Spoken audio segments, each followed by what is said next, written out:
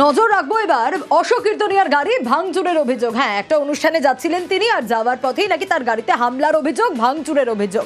গাড়িতে ছিলেন বনগাঁ উত্তরের পদ্ম বিধায়কের পরিবার, আর একই গাড়িতে ছিলেন বনগাঁ দক্ষিণের বিজেপি বিধায়ক স্বপন মজুমদারের শাশুড়িও নাকি। কিন্তু কারা এই ঘটনা ঘটালো, কাদের বিরুদ্ধে এই অভিযোগ উঠে আসছে, কেন এই ঘটনা ঘটলো, বারবার এই প্রশ্নগুলোই উঠে আসছে। অনিরুদ্ধ রয়েছে আমার সঙ্গে। অনিরুদ্ধ, অশোক কীর্তনিয়ার গাড়ি ভাঙচুরের অভিযোগ, একটি অনুষ্ঠানে তিনি যাচ্ছিলেন, কিন্তু কাদের বিরুদ্ধে এই অভিযোগ সেগুলো জানা গেল যে কারা এই কাজ করেছে বলে অভিযোগ উঠে আসছে, ব্যবস্থাই বা কি নেওয়া হলো?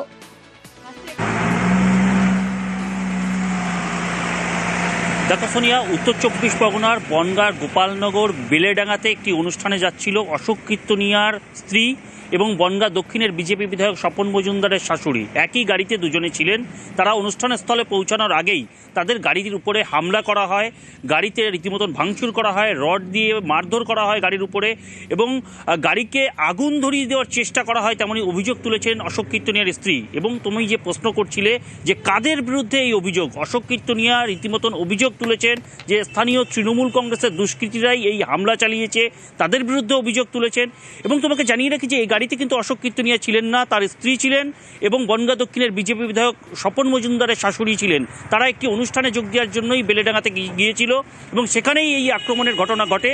তারা তৃণমূলের দিকে আঙুল তুলেছে। অন্যদিকে বনগাঁ জেলা তৃণমূল কংগ্রেসের সভাপতি বিশ্বজিৎ দাস ফোনে জানিয়েছেন যে এই ঘটনার সঙ্গে তৃণমূল কংগ্রেসের কোনো যোগ নেই।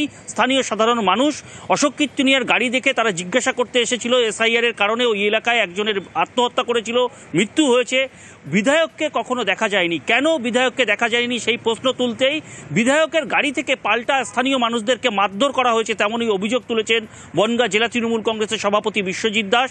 এবং তা নিয়েও তিনি আরও দাবি করেছেন যে এ বিষয়েও অভিযোগ হবে।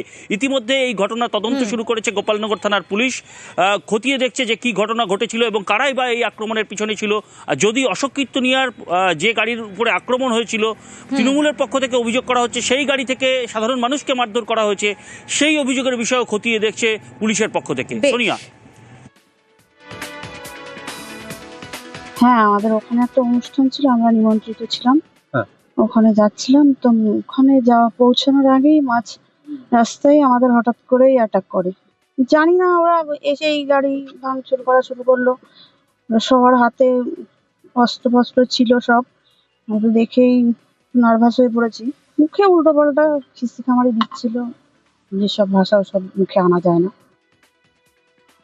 আমার মিসেস আজকে বেলেডাঙ্গা চারাতলা এরিয়ায় একটি ধর্মীয় অনুষ্ঠানে গিয়েছিলেন। ওখানকার তৃণমূলের হারমাত বাহিনী আমার মিসেসকে এবং বনগাঁ দক্ষিণের বিধায়ক স্বপন মজুমদারের শাশুড়ি ছিলেন, দুজনকে জানতোই গাড়িতে পুড়িয়ে মারাটা চক্রান্ত করেছিল। যখন তারা কোনো রকমে গাড়ির মধ্যে বেরিয়ে গিয়েছে, সাথে সাথে পুরো গাড়িটাকে ভেঙে তছনছ করে দিয়েছে।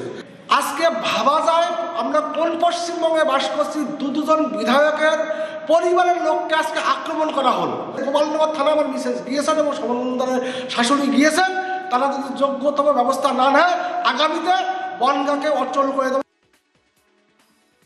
এটার সাথে তৃণমূল কোনোভাবে যুক্ত নয়। ওখানে কিছুদিন আগে SIR এর আতঙ্কে একজন মানুষ আত্মহত্যা করেছেন, বলাই দাস, এবং তারপরে ওখানে অশোক কীর্তনে যাননি যারা ওখানকার মানুষ। ওকে গত বিধানসভায় ভোট দিয়েছিলেন এবং ওর গাড়ি দেখে তারাই গিয়েছিলেন, এগিয়ে যেয়ে বলছেন, তাকে প্রশ্ন করতে গিয়েছিলেন। কত উত্তপ্ত হতে হতে গাড়ির মধ্যে দিয়ে ওদের যে উচ্ছৃঙ্খল লোকজন গাড়িতে থাকে তারা নেমে এসে তাকে বেধড়ক মার মেরেছে এবং সেও হাসপাতালে যেছে, রক্তাক্ত হয়েছে। এরকম 3 জনকে ওরা মেরেছে। তারপরে পাবলিক খেপে গিয়েছে, উত্তেজিত হয়ে তারা তাদের চড়াও করেছে।